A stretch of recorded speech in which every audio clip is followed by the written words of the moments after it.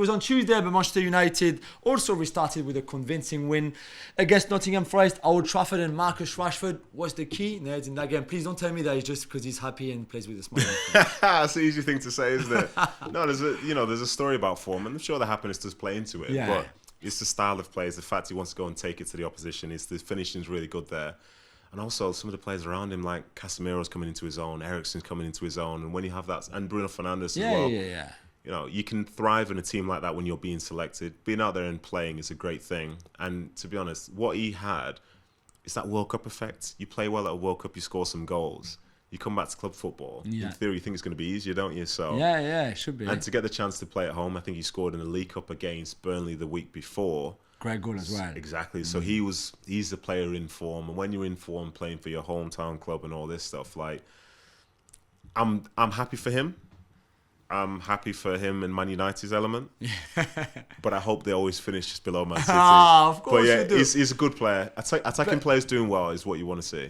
But the structure that they have now under Ten Hag, and you can see the progress. And they will lose games, and they finish maybe outside of the top four. I don't know, top four, whatever they do, they will finish below City. I think I can guarantee you that for this season. But it feels like, because there's a structure, because there's a way of playing almost where people know, a bit like what we were saying earlier, where you know depending on where the ball is, what's going to happen, more or less what you have to do, where you're supposed to be.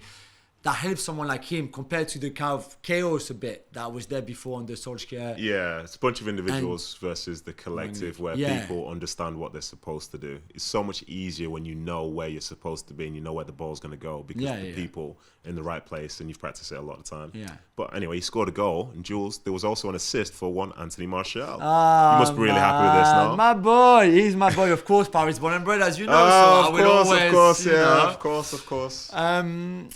Yeah, because I've said it to you before, I think there's huge potential. And we're getting, soon time would run out in the sense that for him to exploit all that potential.